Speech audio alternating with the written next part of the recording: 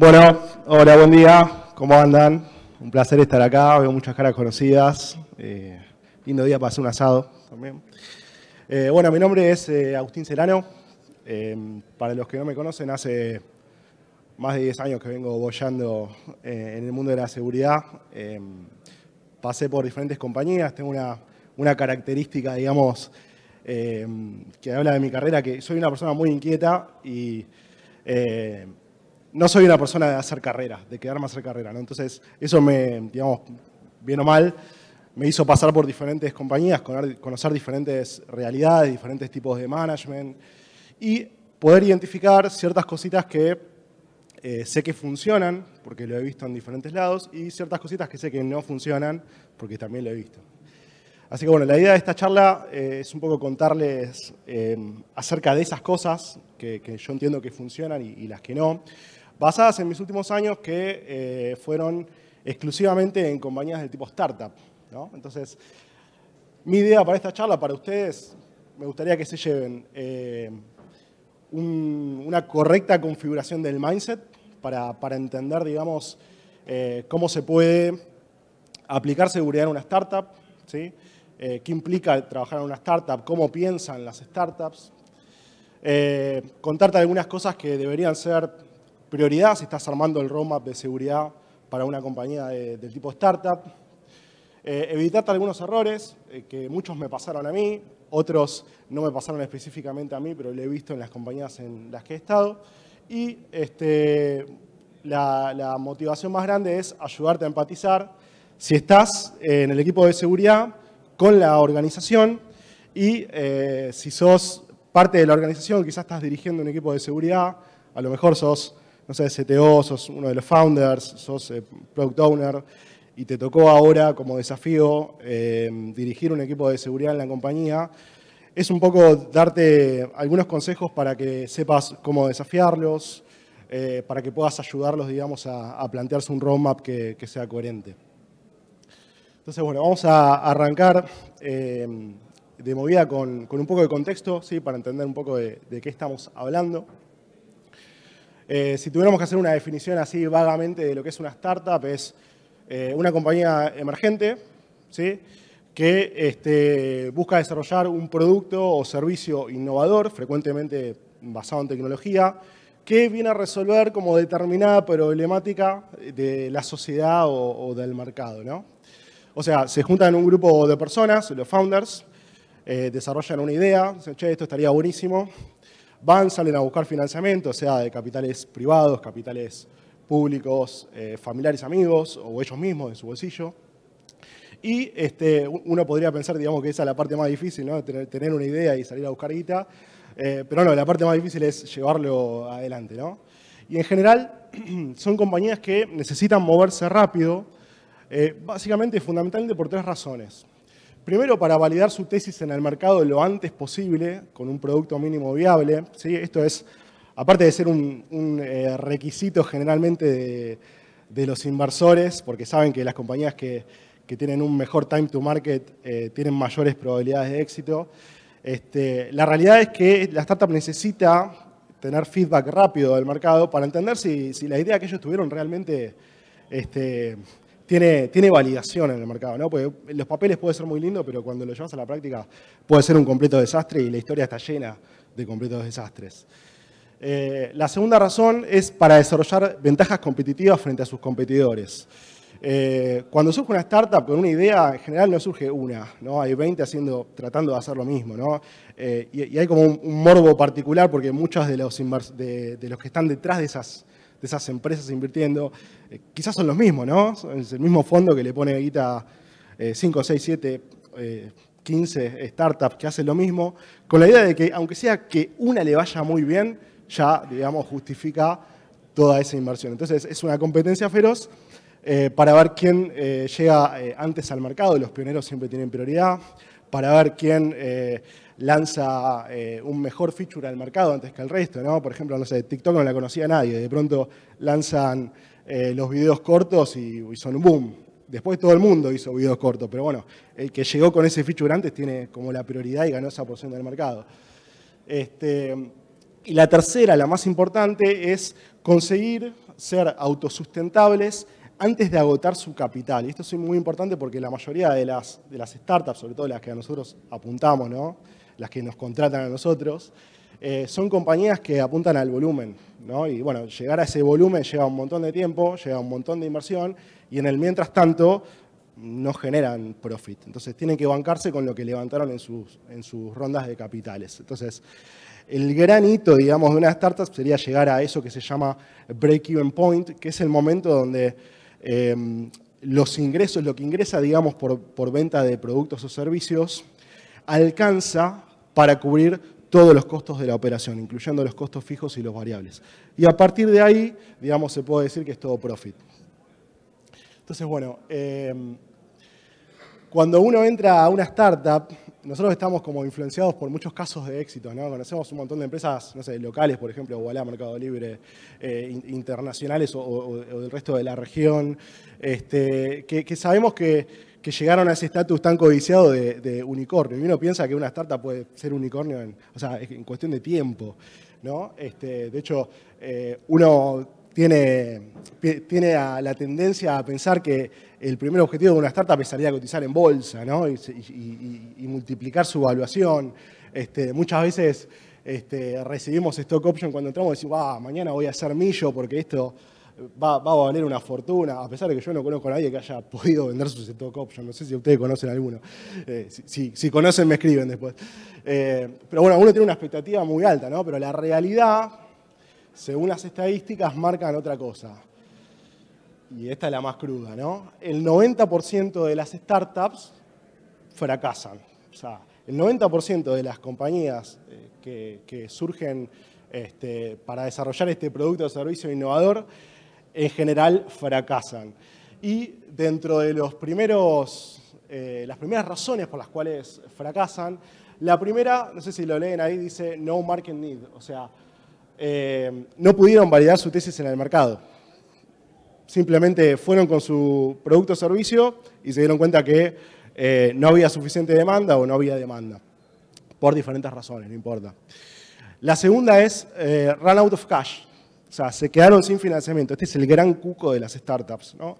Antes de poder llegar a ser autosustentables, antes de poder ser rentables, se quedan sin dinero. Y obviamente eso nos obliga a cerrar, a vender la compañía, lo que fuera. Y dentro de, bueno, la tercera es no tener el equipo correcto, también es bastante frecuente. Y la cuarta dice que get out compete, que sería como que te gane la competencia, que también es bastante común, ¿no? La competencia se los come. Entonces, esta es una de las realidades más duras, ¿no? Los números con los que se levantan los founders todos los días, a la mañana. Y bueno, para complementar un poco esto, se calcula más o menos que entre el 10 y el 20% de esas compañías, de los que fracasaron, de ese 90%, lo hacen durante el primer año. O sea, no llegan a cumplir su primer año de vida y ya quedaron fuera del mapa por alguna de esas razones. Y el resto, gran parte no supera los 5 años, ¿sí? Es otro de los grandecitos, y casi ninguna supera los 10 años. Así que bueno, es una realidad bastante cruda. Pero bueno, para hacer un recap de todo esto, cuando entramos a laburar en una startup, estamos laburando en una compañía que tiene un gran apetito por el riesgo, por naturaleza, por definición. Necesita ser veloz, ¿sí? Tener un time to market lo más veloz posible. Y en general, esto va a depender un poco de cuánto capital levantaron, es una compañía que se mueve con bastante austeridad. Así que bueno, piénsenlo ustedes, si vos tomás riesgo, estás apurado y encima no querés poner un mango, digamos, claramente en algún momento te vas a regalar, ¿sí? Bueno, el que entró en una startup la semana pasada viene a esta charla, así que pega un corchazo. No es así, no se preocupen, no es un problema, no depende ni siquiera de nosotros en general. Pero bueno, vamos a ver algunas recomendaciones que salen de la experiencia que creo que pueden ayudarte un poco a empatizar con la startup y a ayudarte a armar un roadmap que tiene sentido con la naturaleza de una startup. Entonces, la primera recomendación que te hago, y tranquilamente te la podría hacer si entraras a cualquier tipo de empresa, es arrancar por un buen diagnóstico, ¿sí? vale para cualquier empresa, pero para una startup, sobre todo si llegaste a un lugar donde nunca nadie antes hizo seguridad, te la súper recomiendo y es lo primero que deberías hacer, ¿no? Hacer un buen diagnóstico es hacer un buen assessment de cuál es la superficie de ataque, ¿no? Posicionarse como si fueras un atacante y entender, che, ¿en qué estoy más flojo de papeles? ¿No? ¿Cuál es la superficie de ataque? Que primero apoyar, digamos, empezar a buscar por lo que está público, por los assets que son públicos, y tratar de buscar vulnerabilidades, errores de configuración, etc. Específicamente en ese detalle, profundizando en qué buscar, lo primero que te recomiendo buscar son misconfigurations. ¿Por qué? Bueno, el que hace tiempo que está en seguridad no me va a dejar mentir. Hay muchos reportes que hablan sobre esto y lo sitúan como una de las primeras causas, pero sin ir demasiado lejos. ¿Cuántos conocen OWASP Top 10? Levanten la mano. La mayoría, ¿no? Es como una de las publicaciones de referencia de la industria de seguridad.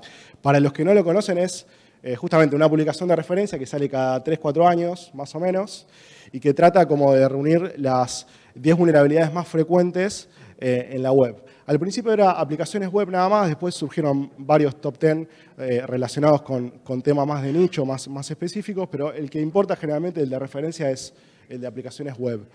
Y no me dejen mentir los que saben, pero bueno, esto arrancó en el 2004 y hace 20 años que misconfigurations es una de las vulnerabilidades más frecuentes y siempre como que se va moviendo, en vez de quedarse bien abajo, no, al contrario, se va moviendo más arriba, ¿no?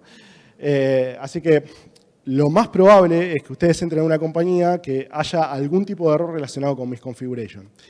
Esto es muy abarcativo. Podemos hablar de aplicaciones, podemos hablar de infra en general. Es todo lo relacionado a, por ejemplo, falta de activación de alguna feature de seguridad, como por ejemplo cifrado, tener protocolos mal configurados, protocolos por demás abiertos cuando no los necesitas, etcétera, ¿no? Dentro de esas misconfigurations yo te resalto muchísimo lo que es múltiple factor de autenticación, que hoy en día debería ser como un baseline. O sea, nada debería salir al mercado sin múltiple factor de autenticación. Quiero ser claro en esto. Esto es la diferencia, puede ser la diferencia entre que te pauneen o no. Así de simple. Entonces, esto es, digamos, lo que más tenés que considerar y prestar atención. Y después meto en esta categoría, también podría ser una categoría aparte, tranquilamente, de hecho, en general de los informes lo es, lo que es privilegios y accesos, pero yo lo meto acá porque es bien típico, entras a una compañía, ¿viste? Y el CEO es Workspace Admin, al de finanzas necesitaba entrar al billing de AWS, le dieron admin, ¿por qué? No sé, no importa. Esas cosas son bien típicas, digamos, de compañías que recién nacen y nunca hicieron, digamos, ningún tipo de trabajo relacionado con seguridad. Lo otro que te recomiendo, y esto es un tema súper candente hoy en día, es que puedas hacer una buena gestión de seguridad en el supply chain, en la cadena de suministros. Esto creo que es el tema más importante de seguridad hoy en día. Esto es la papa. ¿Sí? Hacer bien esto, que casi nadie lo hace, es fundamental para poder decir que tenés una buena estrategia de seguridad. Y esto básicamente se basa en vulnerabilidades de dependencias que existen en aplicaciones, en imágenes de contenedor, en sistemas operativos, en software de terceros, etc. Para ser bien claros con esto, no sé si alguien, la mayoría probablemente alguna vez haya estudiado programación, y una de las máximas de la programación es nadie reinventa la rueda, ¿no? Entonces, todos reutilizamos, digamos, librerías y componentes que ya fueron desarrollados por otros y nos sirven a nosotros para resolver problemas comunes, como por ejemplo agregar autenticación, loguear, etc.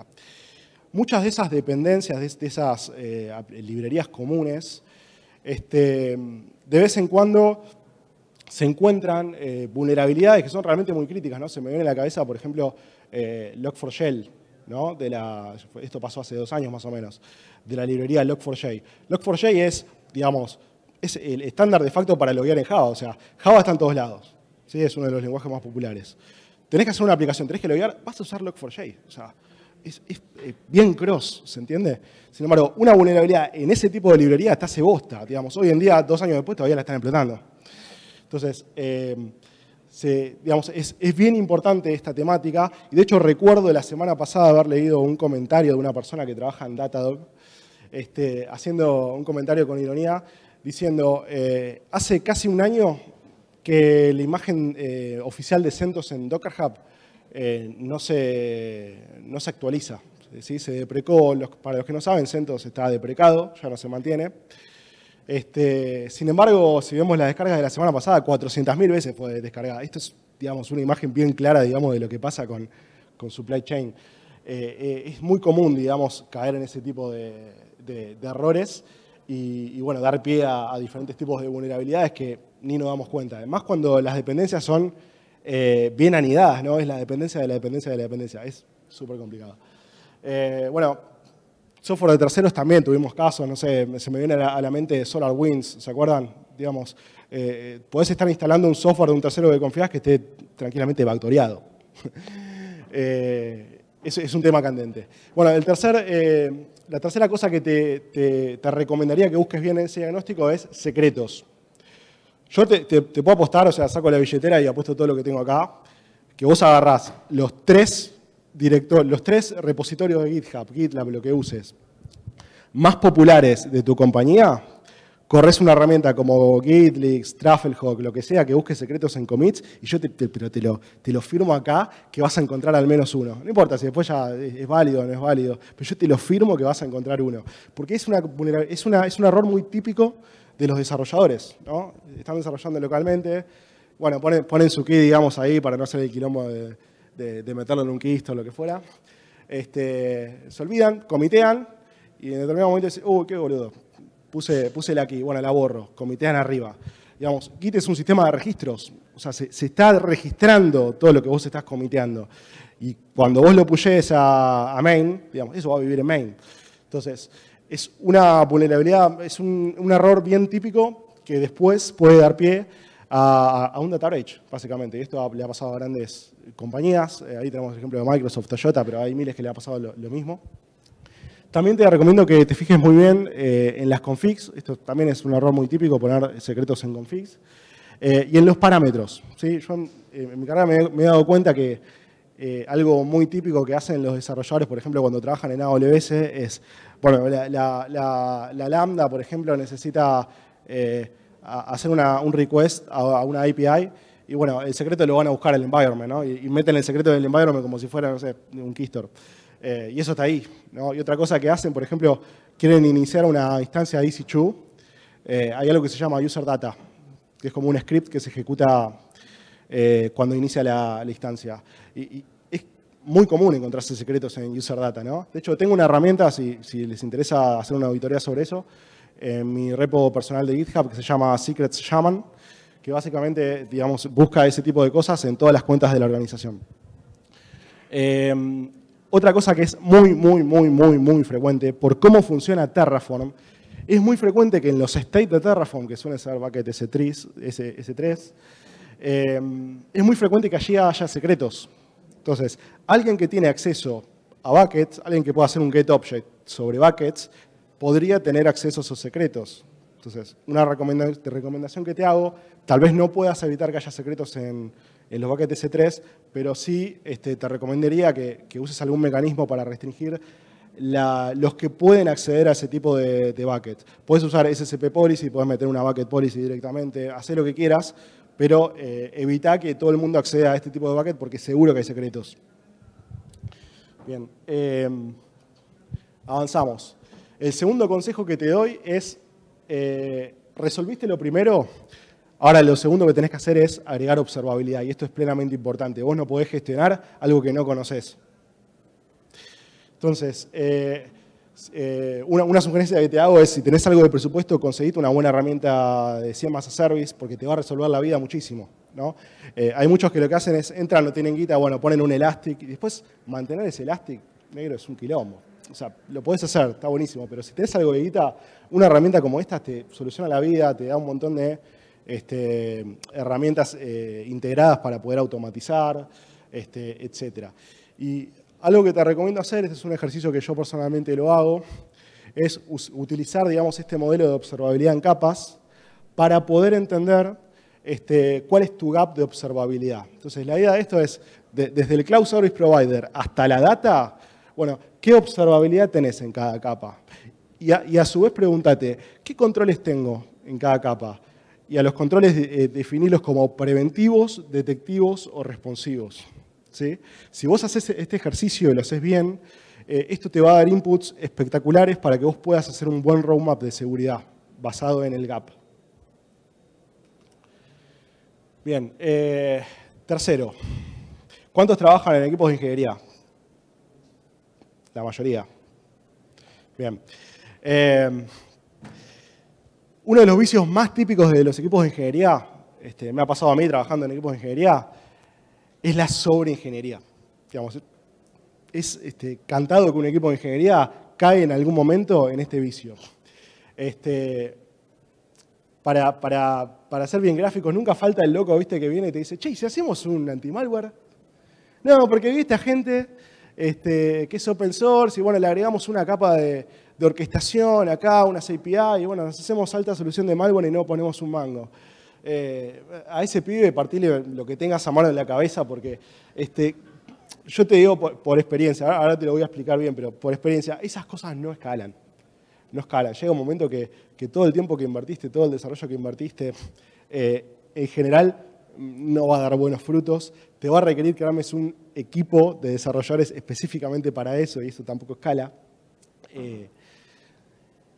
Y casi todo el mundo cuando tiene que tomar una decisión de esas, usa esta fórmula, ¿no? Dice, bueno, si el costo de la investigación y el desarrollo más el costo de la infra de tener esto funcionando es más alto que salir a comprar el producto, de adquirir el producto con todo lo que eso implica, licenciamiento, digamos, infraestructura en algunos casos, lo que sea, me conviene adquirir. Pero si me sale más barato, que la mayoría de las veces esta ecuación como que sale más barato, dice, no, lo desarrollo yo. No hagas eso porque, digamos, tomar una decisión solamente con esta ecuación probablemente te va a hacer cometer errores. Yo te recomiendo que le agregues esta instancia, este O, que dice, si la calidad de la investigación y el desarrollo interno que podés dedicarle a ese producto es menor que la calidad de la investigación y el desarrollo que puede tener un producto de mercado, entonces directamente no te largues a desarrollarlo, adquirilo, ya open source, tengas que pagar por eso o no, pero no te largues a desarrollarlo y te pongo un ejemplo bien claro retomando el tema del anti-malware.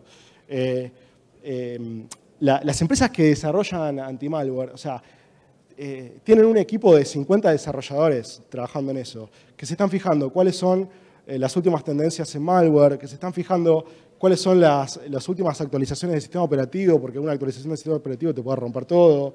Es mucho laburo y son perfiles muy de nicho, son muy, muy especiales. ¿Qué te hace pensar que con un equipo de 2, 3, 4, 5, 10 personas podés igualar esa calidad de investigación y desarrollo? No hay manera. No hay manera. Entonces, cuando tenés que tomar decisiones relacionadas con ese tipo de productos, siempre te conviene adquirirlos. Otra que te recomiendo, y esto es un complemento del anterior, es apoyate en el cloud provider. La mayoría de las startups, por no decirte el 100%, por lo menos de las tecnológicas, nacen cloud native, con un proveedor, o sea, adquieren un proveedor de nube y aprovechan las ventajas de su modelo de pay-as-you-go para poder escalar cuando se necesitan, para poder, digamos, implementar cosas con el menor time to market posible, etc. Apoyate en las capacidades del cloud provider, porque hoy en día los CSP te ofrecen un montón de servicios autogestionados que te resuelven a armar cosas que te resuelven y te permiten armar cosas en muy poco tiempo, ¿no? Esta es una arquitectura que yo uso como ejemplo porque a mí particularmente para todo lo que es, para la mayoría de los procesos de seguridad, me gusta armar arquitecturas del tipo serverless, event driven, ¿sí? Es todo un circuito que se va a activar solamente cuando lo necesito, va a escalar cuando yo lo necesite y cuando no lo use va a permitirme, digamos, mantener los costos lo más bajos posible. Estos son un ejemplo, lo usé en un montón de charlas, pero fíjense ustedes la cantidad de componentes que hay. Yo acá estoy publicando una API, lo estoy haciendo con un API Gateway, lo cual me facilita bastante las cosas. Estoy usando un servicio gestionado de seguridad. Estoy armando una capa de orquestación basado en un servicio de state machines, que esto si lo tenés que hacer en lógica es súper complicado y es muy poco escalable.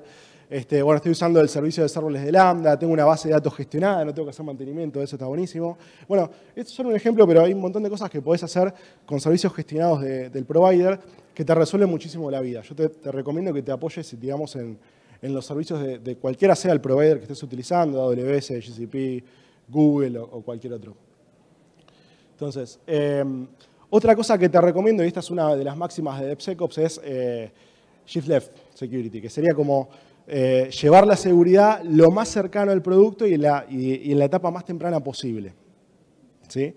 Pues lo puedes ver del lado del producto y lo puedes ver también del lado de los usuarios, ¿no? Llevar la seguridad lo más cercana a los usuarios. Se trata como, el secreto de esto es pensar la seguridad como un consumible. ¿Sí?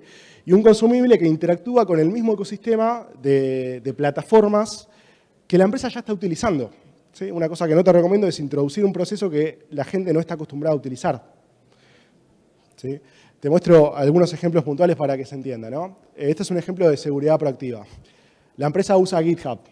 ¿Sí? Usa GitHub como plataforma, digamos, de control de versiones y utiliza GitHub Actions como pipeline.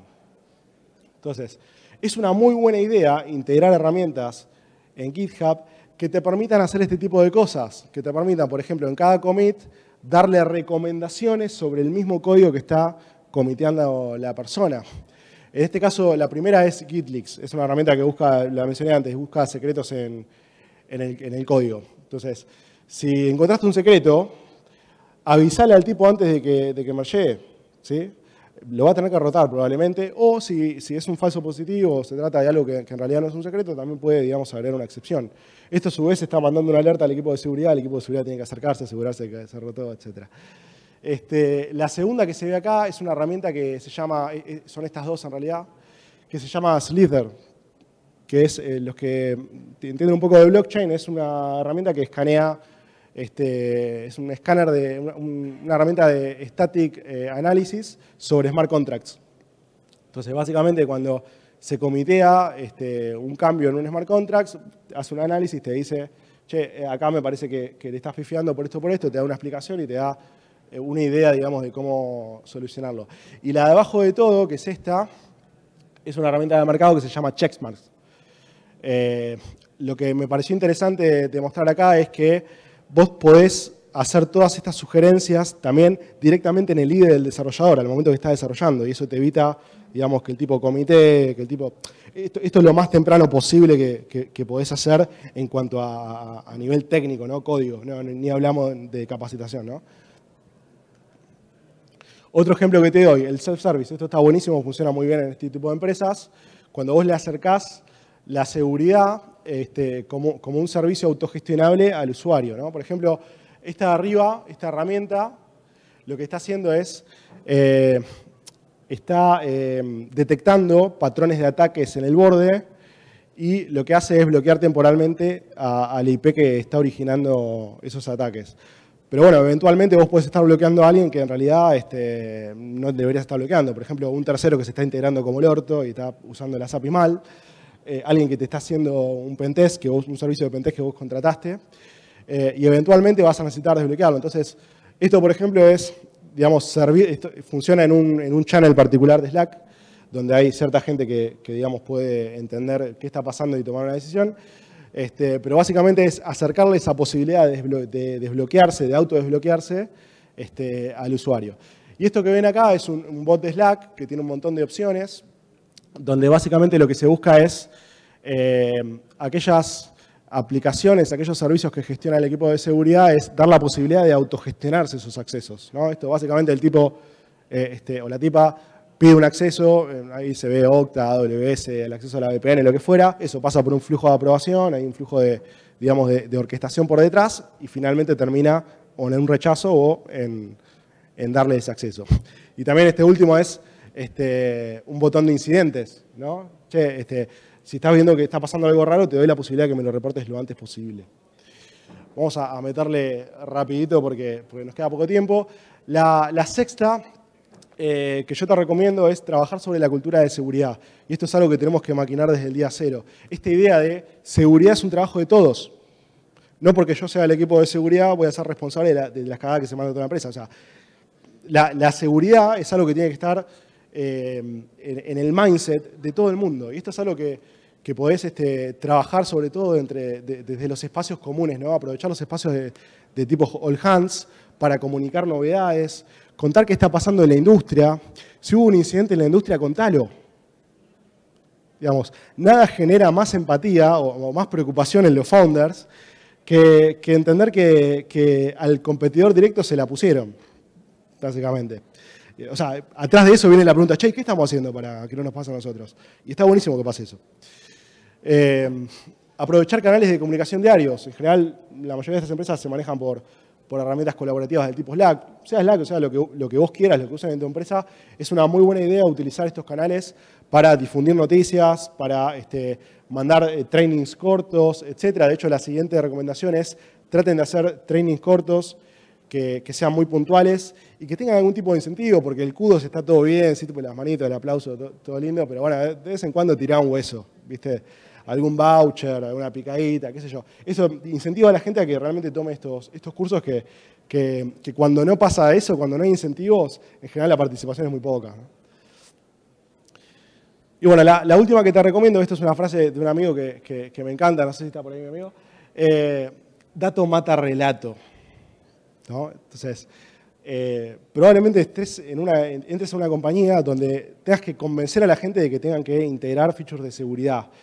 Y muchas veces te va a pasar de tratar con gente que a lo mejor está en un cargo directivo y es su primera experiencia, no entiende nada de seguridad y por ahí tiene una actitud también que no ayuda. Y lo mejor que vos podés hacer en estos casos es acercarle información, ¿no? Yo particularmente uso bastante reportes. Acá en esta presentación habrán visto bastantes referencias a reportes de la industria.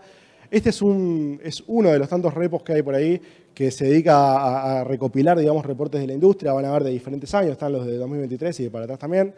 Yo te recomiendo bastante eso, pero también te recomiendo que estés al corriente de lo que pasa en el día a día a través de feeds, portales de noticias. Tenés un montón internacional como Hacker News, Techworm, SC Magazine, tenés locales como CU Info, lo que sea, un montón de canales de Telegram, etc. Y si tenés una moneda, te recomendaría que contrates algún servicio de Trade Intelligence. ¿Por qué? Porque te pueden dar una información más curada y más cercana a la industria en la que estás. Y de nuevo, digamos, saber lo que está pasando en la industria genera mucho más interés en la gente que toma decisiones que algo que pasó en algo que les pasa absolutamente por lejos, digamos. Entonces, bueno, desde ya muchísimas gracias. Espero les haya servido. Me pueden regalar un feedback si lo desean, me encantaría recibir comentarios y bueno, no sé si hay tiempo para preguntas, podemos hacer un par.